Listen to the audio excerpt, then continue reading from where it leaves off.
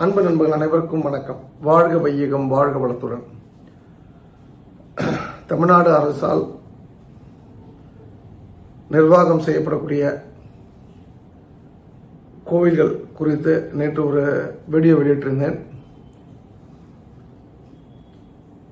மேலும் அது குறித்த செய்திகள் இன்றைக்கு தர ஆவலாக இருந்தேன். ஃபார்ச்சுனேட்லி ஆர் அன்ஃபார்ச்சுனேட்லி அந்த கேஸ் பெஞ்சுக்கு போக வேண்டிய கேஸ் சிங்கிள் பெஞ்சுக்கு வந்தது. அது 2 பேர் விசாரிக்க வேண்டிய விஷயம். அது ஏதோ ஒரு நிர்வாக தவறு. அதனால் நாளைக்கு தான் அந்த கேஸ் எடுத்துக்கொள்ளப்படுகின்றது. நல்லதே நினைப்போம், நல்லதே நடக்கும். இன்ஃபேக்ட் அந்த கேஸ் சம்பந்தமாக பேசு தமிழா பேசு திரு ராஜவேல் அவர்கள் ஒரு ஸ்லைட் போட்டிருந்தாங்க. இந்த மாதிரி ஆண்டாள் சொக்கலிங்கம் இந்த கேஸை ஃபைல் பண்ணியிருக்காருன்னு சொல்லிட்டு அது பயங்கர வைரல் ஆச்சு. நிறைய பேர் ஃபோன் பண்ணாங்க. விஸ்வ இந்து பட்சத்தில் அகில இந்திய செய்தி தொடர்பாளர் பன்சால் அவர்கள் கூப்பிடுறாங்க. ஆச்சு, அவர் நம்பர்லாம் நான் அவர் கேள்விப்பட்டது சரி, அவரெல்லாம் கூப்பிடுவான்னு எதிர்பார்க்கல. ஆர்எஸ்எஸ்லேருந்து ஒரு பெரிய அதிகாரி பக்தன் அவர்கள், பக்தன்ஜின்னு சொல்லுவாங்க, இந்து முன்னணியுடைய தென் பாரத அமைப்பாளர், அவங்க கூப்பிட்டாங்க. ரொம்ப ஆச்சரியமாக இருக்குது. அப்புறம் முன்னாள் தேசிய செயலாளர், பிஜேபியோட செயலாளர் திரு எச் ராஜா அவர்கள் ட்வீட் பண்ணியிருந்தாங்க என் பேரை போட்டு. ரொம்ப மகிழ்ச்சி. அப்போ மக்கள் எல்லோருமே ஒரே சேனலாக தான் திங்க் பண்ணுறோன்றது தெரிஞ்சது. நான் நல்லவர்களுடைய ஆதரவு இருப்பதால் தீர்ப்பு நல்லபடியாக வரும்னு நான் நம்புவோம். எனக்கு தெரிஞ்சு திரு விஜய் அவருடைய அரசாங்கமும் இதுக்கு எதிராக போக மாட்டாங்கன்னு நம்புகிறேன். எனக்கு வாய்ப்பு இருக்கும்போது திரு விஜய் அவர்களையோ அவர் சார்ந்தவர்களையோ நிச்சயமாக சந்தித்து அறநிலைத்துறை, இந்து அறநிலைத்துறை நடந்துட்டு இருக்க அயோக்கியத்தனங்களை நிச்சயமாக சொல்வேன். அதில் இந்த கோயில் அந்த கோயில் கிடையாது. குறிப்பாக ஒரு 20 கோயில்கள் மேல்மலையூர் அங்காள பரமேஸ்வரி இருக்குன்னு வச்சுங்களேன். அங்கே நான் இது வரைக்கும் அந்த கோயில் போனதில்லை. ஆனால் அந்த கோயிலில் நடக்கக்கூடிய ப்ராப்ளத்தை நம்ம விட்டுற முடியாது. திருவண்ணாமலை சொல்லி மாளாது. திருச்செந்தூர் பழனிலாம் மதுரை மீனாட்சி அம்மன் கோயில், 4 சமயபுரம் மாரியம்மன், 5 ஸ்ரீரங்கம், ஏற்கனவே சொன்னது தான். இந்த வரிசையில் ஏகப்பட்ட கோயில்கள் உள்ளது. எல்லா கோயில்களுக்குமே ஒரு விடிவு காலம் ஏற்படணும். முதல் விஷயம், கட்டண தரிசனத்தை ரத்து பண்ணணும். நீங்கள் கட்டணம் வைப்பீங்க அப்படின்னு சொன்னால் எல்லாருக்குமே ஒரே இடத்துல சாமி கும்பிடணும். அதுக்கான அனுமதி கொடுக்கணும். 3வது இந்த விஐபி என்ட்ரி அப்படின்றது யார் விஐபின்றது வரையறுக்கணும். சினிமாவில் காமெடியாக நடித்தா அவன் விஐபி அப்படின்னா அப்போ பக்தனுக்கு என்ன மரியாதை?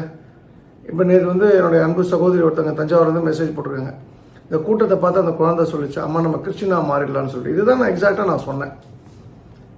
வெறுப்பு தான் வரும் ஒரு மதத்தின் மேலே.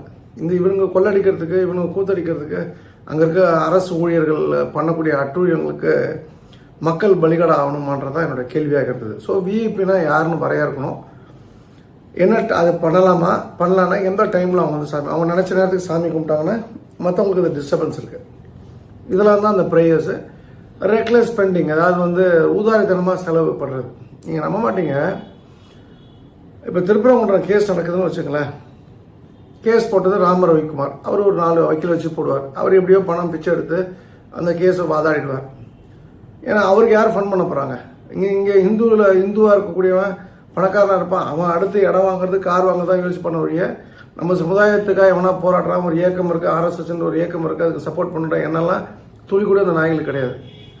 இந்த பணக்காரங்களுக்கு அவங்களுக்கெல்லாம் பணம் பண்ணணும், வெளிநாடு சுற்றணும், இடங்கள் வாங்கணும், ஃபேக்ட்ரி எக்ஸ்பாண்ட் பண்ணணும் தான் அறிவு இருக்க வழிய சொசைட்டிக்கு திரும்ப பண்ணுன்ற அறிவு கிடையாது. ஸோ அப்போ அவர் பிச்சை எடுத்து பண்ணிடுவார். இப்போ இதுக்கு செலவாகுதுன்னா நான் தானே பண்ணணும். நான் யார்கிட்ட போய் கேட்டேன்? நான் எனக்கு யாரும் ஃபாரின் ஃபண்டிங் வருதா? நம்பர் 2,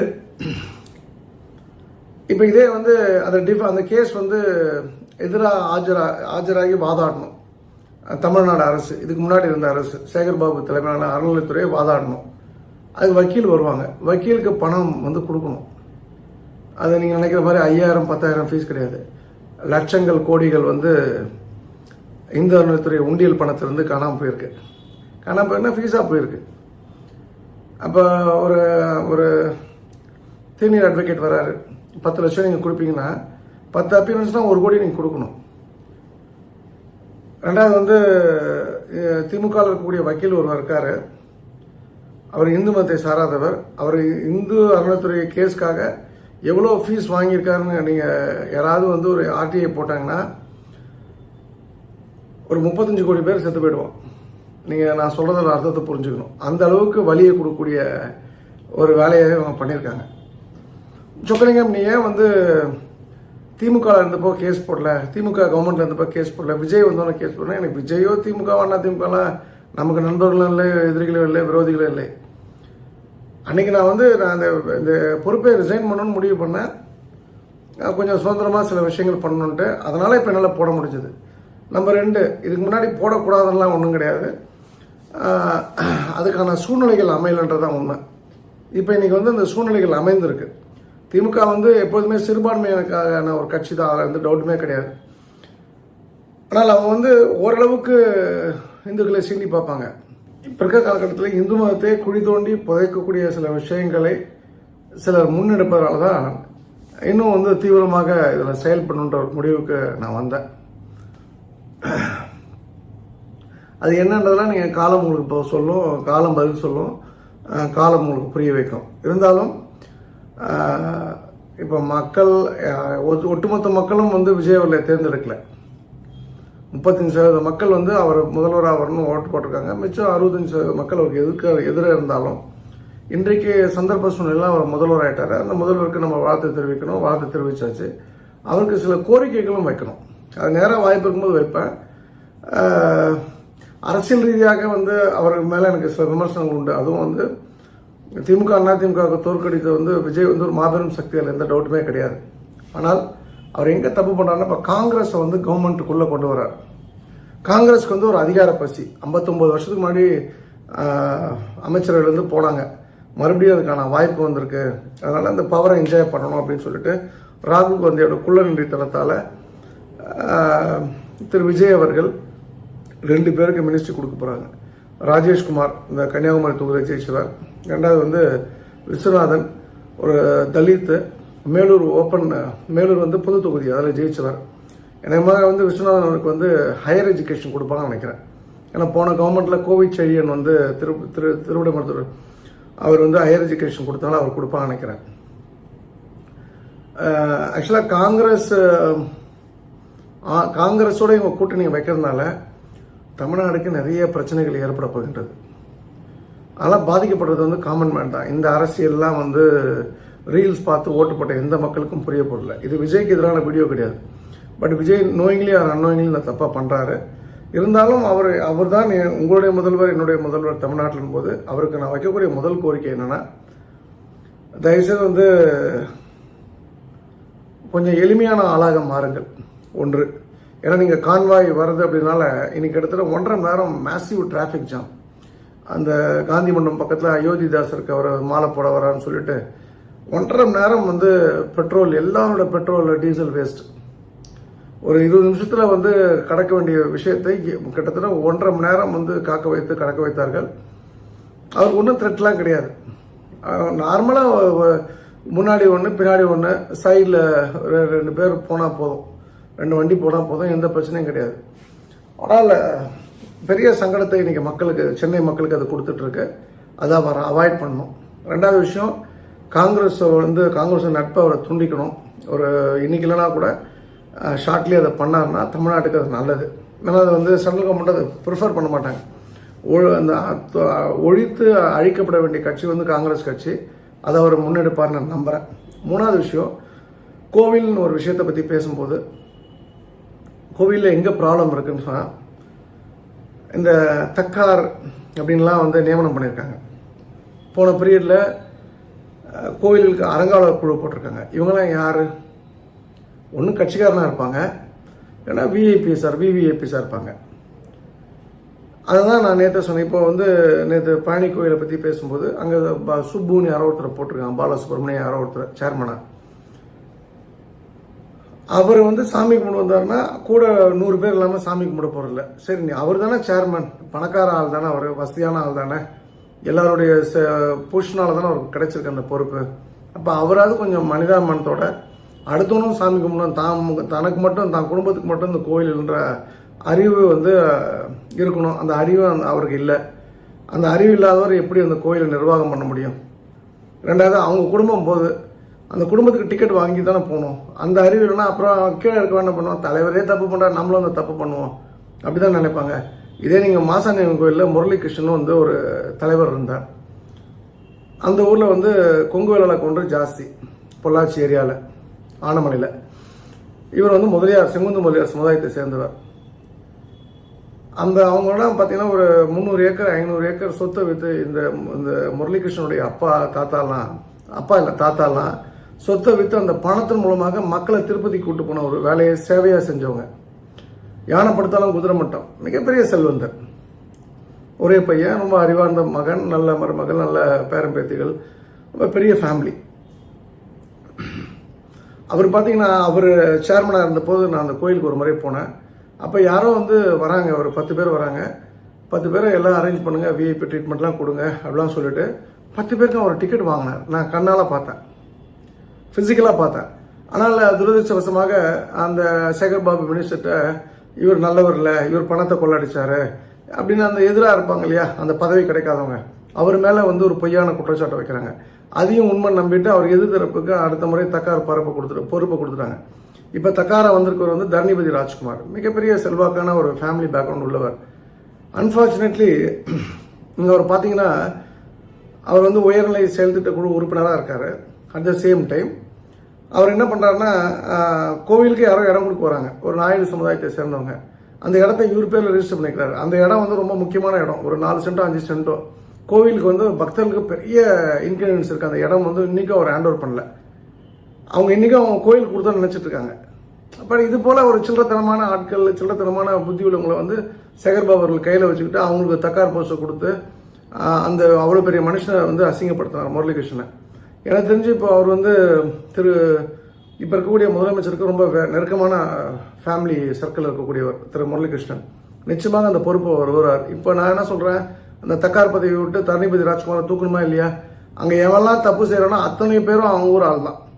சித்தாபுரம் ஐயப்பன் கோயிலில் வந்து ஒருத்தன் தப்பு பண்ணுறான், அவனுக்கு சப்போர்ட் பண்ணி வேலை கொடுக்குறாரு. இந்த மாசாணியம்மன் கோயிலில் 3 பேர் திருடி மாட்டுறாங்க, 3 பேருக்கும் இவர் ரெக்கமெண்ட் பண்ணி வேலை கொடுக்குறாரு. அப்போ எப்படி நிர்வாகம் நடக்கும்? தான் வந்தால் தான் குடும்பம் வந்தால் கையை கால் அமுக்கணும், ஏஞ்சி நிற்கணும். ஐயான்னு அந்த காலத்தில் கவுண்டர் ஐயா வராரு, சின்னவர் வராரு, பெரியவர் வராருன்னு சொல்லி இந்த எஜமான் படத்தில் வர மாதிரி நம்ம மரியாதை கொடுக்கறது மட்டும்தான் அவர் எதிர்பார்ப்பார். அவன் பண்ணுற தப்பெல்லாம் வந்து தட்டி விட்டுட்டு போயிடுவார், கண்டுக்கவே மாட்டார். அவருடைய தயவால் தான் விஜயலட்சுமின்னு ஒரு இப்போ டிப்டி கமிஷனராக இருக்காங்க. ஒரு அம்மா வந்து உச்சக்கட்ட அராஜகம். மாசாணியம்மன் கோயிலையும் இருந்தாங்க, வந்து அவங்க ஈச்சனாரி கோயிலையும் இப்போ பொறுப்பில் இருக்காங்க. முதல்ல மாசாணியம்மன் கோயிலில் ஏசியாக இருந்தாங்க. திருடுனா இப்படி தான் கிடையாது, லெஃப்ட் அண்ட் ரைட்டு திருடக்கூடிய ஒரு மனுஷன் அந்த விஜயலட்சுமி. இதெல்லாம் எதனால் நடக்குது? அரசியல் அதிகாரம், பணம் உள்ள வந்து திருட மாட்டான்னு நம்பிட்டு அவனுக்கு பொறுப்பு கொடுக்கறதுனால தானே. இப்போ இங்கே அழகர் கோயிலில், மதுரை அழகர் கோயிலில் 60 கோடி ரூபா பணம் வந்து செலவு பண்ணப்பட்டிருக்கு, ஃபிக்ஸட் டெபாசிட்ல எடுத்து. எவன் விட்டு காசு? அது யார் தலைவர்?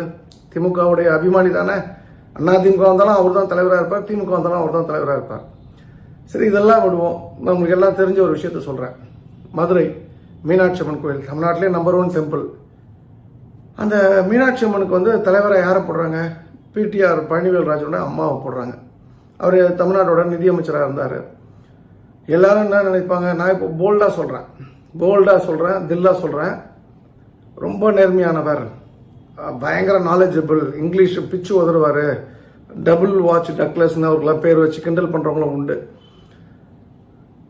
அந்த பிடிஆர் பற்றி நான் சொல்கிறேன், அவரை மாதிரி ஊழல் வந்து தமிழ்நாடு மினிஸ்ட்ரியில் வேறு யாருமே பண்ணலை. இப்போ அழகாக இப்போ நான் வந்து ரெஸ்ட் எடுக்க போகிறேன், ஒதுங்கி போகிறேன்னு போயிட்டார். அவர் வந்து படித்தவர், நல்லா இங்கிலீஷ் பேசுவார். ஆனால் அவர் புத்திசாலி கிடையாது. அவர் அறிவார்ந்த மனிதன் ஒத்துக்க மாட்டார். நிர்மலா சீதாராமன் திமிரா பேசினா கூட, எடுத்திருந்து சில நேரங்களில் பேசினா கூட, பல நேரங்களில் பேசினா கூட, அந்த அம்மா ஸ்ட்ரெயிட் ஃபார்வர்ட் அண்ட் ஆனஸ்ட். அந்த அம்மாவுக்கு நான் வால் பிடிக்கிறதுக்கோ கொடி பிடிக்கிறதுக்கு ஆள் கிடையாது. நான் ஃபேக்டாக சொல்கிறேன். ஆனால் பிடிஆர் பழனிவேல்ராஜன் மாதிரி ஒரு திருட்டு பையலை பார்க்கவே முடியாது. 1ஆம் நம்பர் திருட்டு பையன், அயோக்கிய பையன். ஒரு கட்சிக்காரனுக்கு பணம் செலவு பண்ணல. அங்கே இருக்க மாவட்ட கோ தளபதினு இருக்காரு, அவருக்கும் பணம் செலவு பண்ண வைக்கல. செலவு கூட கொடுக்கல. அவர் சொத்தை விற்று தான் அவர் செலவு பண்ணார். அவரும் சம்பாதிக்க விடல. அது வந்து அவங்க இன்டர்னல் மேட்ரு இப்போ ஊழல் அது ஏதாவது வந்திருக்க கவர்மெண்ட் பார்த்துட்டு போட்டோம். ஆனால் நேர்மைக்கு டைரக்ட் ஆப்போசிட் ஒரு வார்த்தை இருக்குன்னா அது பழனிவேல்ராஜன் தான். அப்படிப்பட்ட பழனிவேல்ராஜன் அவங்க அம்மா வந்து நடக்க முடியாது அப்படிப்பட்ட ஆளை சேர்மனாக போடுறார். மீனாட்சி அம்மன் கோயில் அறங்கால குழு தலைவராக போடுறாரு. இப்போ அந்த அம்மா அறங்கால குழு தலைவராக இருக்குது. அந்த அம்மாவில் என்ன செயல்பட முடியும்? ஒரு பேப்பர் எடுக்கணும்னா, ஒரு டிஷ்யூ பேப்பர் எடுக்கணும்னா கூட 4 பேர் ஹெல்ப்புக்கு வேணும் அந்த அம்மாவுக்கு. அந்த அம்மாவில் ஒன்றும் பண்ண முடியாது. இது எதுக்கு கௌரவத்துக்கு கேட்டால் ஐயப்பன் வந்து சபரிமலை ஐயப்பன் எங்கள் தாத்தா பண்ணி கொடுத்ததுன்னு இந்த பெருமை பீத்துறதுக்கு என்ன? இவங்களுக்கு எப்படி அந்த சொத்து வந்தது? நேர்மையாக இவங்க அப்பனும் ஆத்தாலும் வந்து தாத்தனும் பாட்டியும் சம்பாதிச்ச சொத்தா? எல்லாமே வந்து அடுத்தவங்க சொத்து தானே.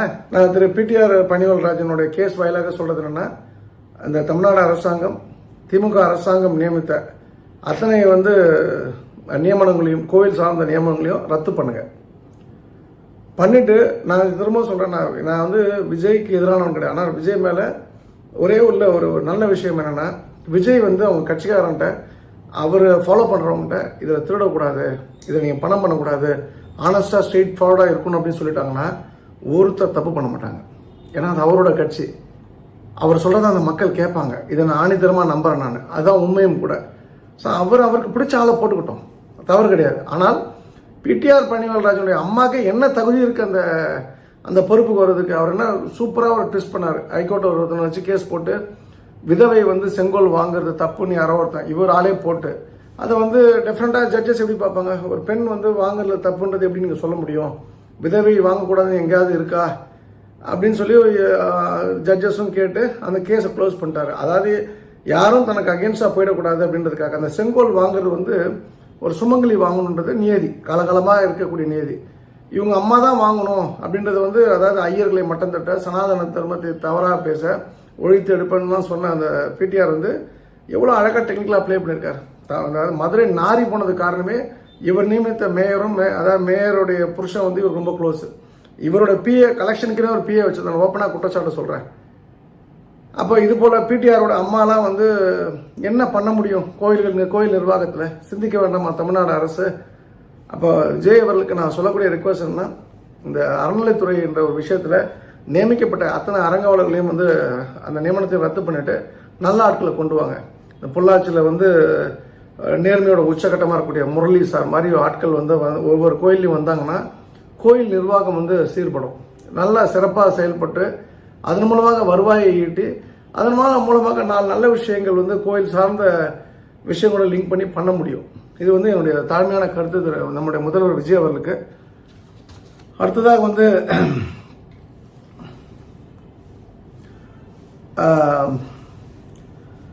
இந்த இடத்த பொறுத்த வரைக்கும் இன்னொரு விஷயம் என்னன்னா, இந்த அரசாங்கம் வந்து ரீல்ஸால வந்தது. இந்த ரீல்ஸாலவே அரசாங்கம் போயிடக்கூடாது. ஏன்னா 2011 வந்து திமுக கொடுத்த டிவி, கலர் டிவியால் தான் அந்த திமுகவோட அரசு வந்து எதிர்கட்சியாக கூட வர முடியாத அளவுக்கு ஒரு மக்கள் தோல்வியை கொடுத்தாங்க. ஸோ எந்த ரீல்ஸ் வந்து சிஎம் ஆக விஜய் அவர்கள் ஆக்கியதோ அதே ரீல்ஸ் வந்து அவரை வந்து தரக்கி கொண்டு வந்துடக்கூடாதுன்ற ஒரு நல்ல எண்ணத்தை நான் சொல்கிறேன். ஸோ இது வந்து எவ்வளோ சீக்கிரம் அவர் செயல்படுறாரோ அவ்வளோ நல்லது. எனக்கு தெரிஞ்சு திரு நிர்மல் குமார்லாம் பிஜேபியில் இருந்தார். ரொம்ப எஃபிஷியண்டான ஒரு பர்சனாலிட்டி, ரொம்ப நாலேஜபிள் பர்சன், நல்ல விஷயம் தெரிஞ்ச ஆள், நல்லா ஸ்பீடாக ஒர்க் பண்ணக்கூடிய ஆள். இது போல் ஆட்களை வந்து இது போல் அருண்ராஜ் ஐஆர்எஸ் ரொம்ப நல்லா பண்ணுறாரு. இன்றைக்கி ஒரு ஃபோட்டோ பார்த்தேன், காவேரி மணிமுத்தார் திருமணிமுத்தாருடைய இணைப்பு திட்டம் சம்மந்தமாக பேச ஆரம்பிச்சிருக்காரு. முதல் அரசியல்வாதி இதை கையில் எடுத்திருக்காரு. தங்கமணி நினச்சிருந்தாருன்னா 10 வருஷத்தில் அதை பண்ணியிருக்கலாம், பண்ணலை. அதுக்கு அப்புறம் இருந்த 2 எம்எல்ஏ, ஏடிஎம்கேல ஒரு எம்எல்ஏ, டிஎம்கேல ஒரு எம்எல்ஏ இருந்தாங்க, 2 பேரும் பண்ணலை. ஆனால் வந்த ஒரு 10 நாளில் அவர் கையில் எடுத்திருக்காருன்னா ஒரு நல்ல படித்த அரசாங்கம், நல்ல செயல்படக்கூடிய அரசாங்கமாக அந்த அரசாங்கத்தை பார்க்குறேன். அவங்க ஒரு நல்ல தீர்வை வந்து கொண்டு வரணும். என்ன ஒரு விஷயம், மக்களை பொறுத்த வரைக்கும் தமிழ்நாட்டில் கொளத்தூர் வாக்காளர் மக்களுக்கு மாதிரி வந்து ஒரு வேறு எந்த அரசியல்வாதியும் பண்ணியிருக்க முடியாது அந்த தொகுதிக்கு.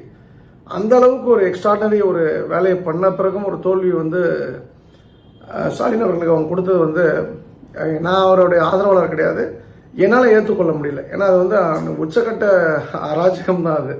அப்போது இந்த அரசியல்வாதிகள், புது எம்எல்ஏக்கள் எல்லாத்துக்கும் நான் சொல்கிறது என்னன்னா, நீங்கள் என்ன தான் நல்லது பண்ணாலும் ஏதாவது ஒரு விஷயத்தில் ஏதாவது ஒரு மாய வழியில் சிக்கி நீங்களும் தோற்று போகிறதுக்கு வாய்ப்புகள் உண்டு. தோற்று போனாலும் தைரியமாக அந்த தொகுதிக்கு போகணும், மக்கள் நம்மளை வசைப்படக்கூடாது அப்படின்னு நினச்சிங்கன்னா நல்லதோ கெட்டதோ மக்கள் அந்த தொண்டை மக்கள் பணியை வந்து தைரியமாக வந்து முன்னெடுத்து செல்லுங்க. நிச்சயமாக அந்த கான்ஃபிடண்ட்டாக இருங்க, உங்களுக்கு நல்ல வெற்றி கிடைக்கும்ன்றதான் நான் சொல்லக்கூடிய செய்தி இன்னைக்கு. ஸோ நெட் வந்து இந்த அரசாங்கத்துக்கு இப்போ திமுக அரசாங்கம் போனதுக்கு காரணம் HRNCயோட ஊழல் தான்.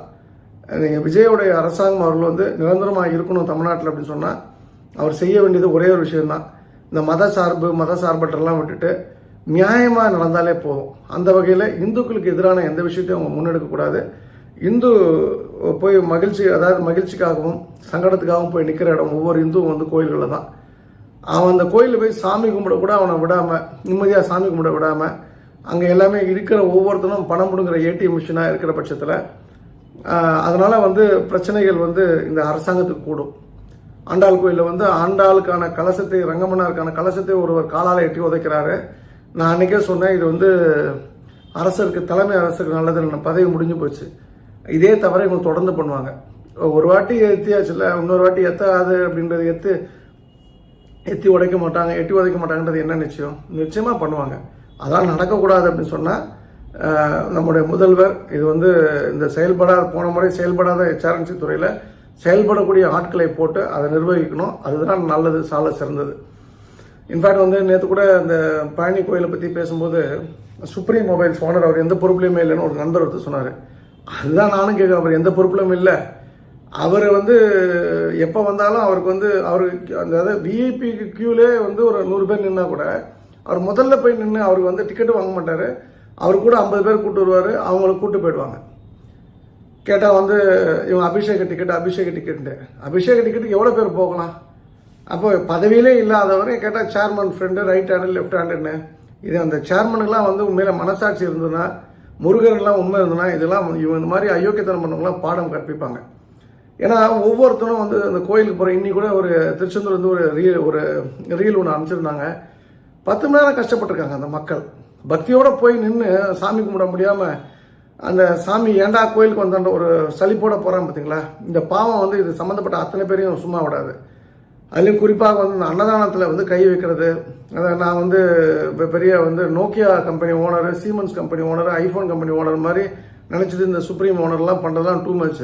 அதுக்கு வந்து அந்த சுரேஷ்னு ஒரு பையன் வந்து அந்த ரோப் காரில் ஒருத்தன் உண்டு. பணம் வந்து எனக்கு தெரிஞ்சு 50,000 வந்து ஒரு 2 லட்ச ரூபா வரைக்கும் வந்து ஒரு நாளைக்கு கொள்ளடிக்கக்கூடிய ஒருத்தன். கண்ணால் பார்க்குறேன் நான். ஆனால் பார்க்கறத ஸ்ட்ரெயிட் ஃபார்வர்டு, ஆனஸ்ட்டு, நோட்டில் எல்லாம் எழுதுவாங்க. ஆனால் வந்து அவனுக்கான ஆட்கள் வராங்க அப்படின்னு சொன்னால் அவன் பண்ணுறதான் கணக்கு, அவன் சொல்கிறதான் கணக்கு. அப்போ இது போல் பணியாளர்கள்லாம் வந்து பதவி நீக்கம் பண்ணணும். இல்லாட்டியா வந்து மிகப்பெரிய ஒரு பெரிய போராட்டத்தை முன்னெடுப்பேன் நான். அது வந்து சாதாரணமாலாம் இருக்காது. அது ஒரு அரசையை வந்து உலுக்கி பார்க்கக்கூடிய ஒரு விஷயமா இருக்கும். பணக்காரனா உன் பணத்தை உன் வீட்டோட வச்சுக்கோ. நீ பணத்தை சாமி கிட்ட காமிச்சோன்னா வந்து தாய் கொண்டு வந்ததை நோய் கொண்டு போய்டுன்றது அந்த கொள்ளடிக்கிறவனுக்கும் சரி, அந்த பணத்தால் வந்து நான் வந்து முருகனே ஆளலான்னு நினைக்கிறவனுக்கு ஒவ்வொருத்தனுக்கும் அது வந்து சாவு பண்ணி அடிக்கக்கூடிய ஒரு செய்தியாக இந்த விஷயத்தை சொல்லி முடிக்கின்றேன். நாளைக்கு நல்ல செய்தியுடன் உங்களை தொடர்பு கொள்கின்றேன். இந்த அருமையான வாய்ப்பு கொடுத்த ஆண்டாளுக்கு நன்றி. ஸோ எங்கே வந்து கோவிலில் ஊழல் நடந்தாலும், கோயிலில் தவறு நடந்தாலும், நீங்கள் வந்து ஒரு வீரமங்கை வேலுநாச்சியார், மருது சகோதரர்கள் சும்மா அந்த பாடத்தில் படிச்சதெல்லாம் பேச்சிருக்காம நீங்கள் மருது சகோதரராக மாறுங்க, வீரமங்கை வேலுநாச்சியார் மாதிரி கேள்வி கேளுங்க. இது நம்ம கோயில், நம்ம உரிமை, நம்ம கேட்காம எவன் கேட்பான்? நான் கேட்குறேன், ஒரு இஸ்லாமியரை ஒருத்தன் பிடிச்சி வந்து ஒரு ஸ்டேஷன் கூட்டு போயிட்டாங்க. உடனே 2000 இஸ்லாமியர் வந்து நிற்பாங்க. ஒரு கிறிஸ்துவரை வந்து ஒரு ஸ்டேஷன் கூட்டு போயிட்டாங்க, ஒரு தப்பு பண்ணிட்டாருன்ட்டு 2000 கிறிஸ்துவர்கள் வந்து நிற்பாங்க. ஒரு இந்துவை கூட்டு போயிட்டாங்க அப்படின்னு சொன்னால் அவன் என்ன ஜாதி? அவன் வந்து தேவேந்திர குல வெள்ளலாரா? அவன் பறையர் சமுதாயமா? அவன் முதலியார் சமுதாயமா? ஐயங்காரா, ஐயரா, செட்டியாரா, பிள்ளைமாரா? எதற்கு இந்த காழ்ப்புணர்ச்சி? எதற்கு இந்த மாதிரி வந்து பிரித்து பேச வேண்டிய விதண்டாவாதவங்கள்? நம்ம இந்து சகோதரன், அவ்வளோதான். அவன் ஏன் கூட்டு போனான் அப்படின்னு நம்ம வந்து எல்லாரும் போய் ஒன்றா நின்னோம் அப்படின்னு சொன்னால் ஐயரும் ரோட்டுக்கு வரணும், ஐயங்காரம் வரணும், முதலியாரம் வரணும், பிள்ளைமாரம் வரணும், கவுண்டர் வரணும், செட்டியாரம் வரணும், வன்னியரம் வரணும். நம்ம முடிவு எடுத்தோம்னா ஒருத்தர் நம்ம வந்து நெருங்க முடியாது. 4 பசுக்கள் ஒன்றா இருந்தபோது சிங்கம் அதை அடித்து சாப்பிடல. ஆனால் 4 பசுக்கள் பிரிஞ்ச உடனே சிங்கம் 4த்தையும் சாப்பிட்ட கதையை நம்ம வந்து 1வது படிக்கும் போதே படிச்சிருக்கோம். கூடி இருந்தால்தான் கோடி நன்மை அப்படின்ற ஒரு விஷயம். நாம் எல்லாருமே வந்து நமக்கு சாமி கும்பிட்டோம், நாம் சாமி கும்பிட்டா போதுன்ற ஒரு எண்ணத்தோடு நம்ம வந்து கோயிலுக்கு போகிறனால தான் இந்த பிரச்சனைகள். தைரியமாக தட்டி கேளுங்க, தைரியமாக தட்டி கேளுங்க. முருகன் வந்து இப்போ நீங்கள் சொல்கிறதெல்லாம் கேட்பார். ஆண்டாள் நீங்கள் சொல்கிறதெல்லாம் கேட்பா. காஞ்சிபுரம் காமாட்சியம்மன் நீங்கள் சொல்கிறத கேட்பா. சமயபுரம் நீங்கள் சொல்கிறத கேட்பா. மாரியாத்தா. இதுக்கு காலம் மாறிடுச்சு, நேரமும் வந்துடுச்சு. இனிமேல் இது வந்து என்ன சொல்கிறது, நம்ம சக்திக்கான காலம், சக்தி யுகம் ஆரம்பிச்சிச்சு நம்ம வச்சுக்கலாம். ஸோ தவறு பண்ணுறவனுக்கு அதுக்கான பதிலை வந்து நம்மளுடைய ஒற்றுமை வாயிலாக நம்ம சொல்லுவோம். நான் நிறைய வேலைகள் பண்ண போகிறேன். இதனால் வந்து ஒரு 5 கோடி செலவானாலும் பரவாயில்ல, இன்னும் பிச்சை எடுக்கிறேன், இல்லை சொத்தை விற்கிறேன், ஆனால் ஒரு பையிலும் நிம்மதியாக தூங்கிட மாட்டேன். எல்லாருக்கும் வந்து தரிசனம் என்பது இருக்கணும், நல்லபடியாக இருக்கணும், காலதாமதம் இல்லாமல் இருக்கணும். ஏன்னா நிறைய விஷயங்களை முன்னெடுத்து நான் என் வாழ்க்கையை வந்து புதுசாக துவங்க போகிறேன் உங்களோட சப்போர்ட்டுடன். இந்த அருமையான வாய்ப்புக்கு நன்றி. மீண்டும் நாளை சந்திப்போம். சர்வம் கிருஷ்ணார்ப்பணம். ஸ்ரீராமஜெயம்.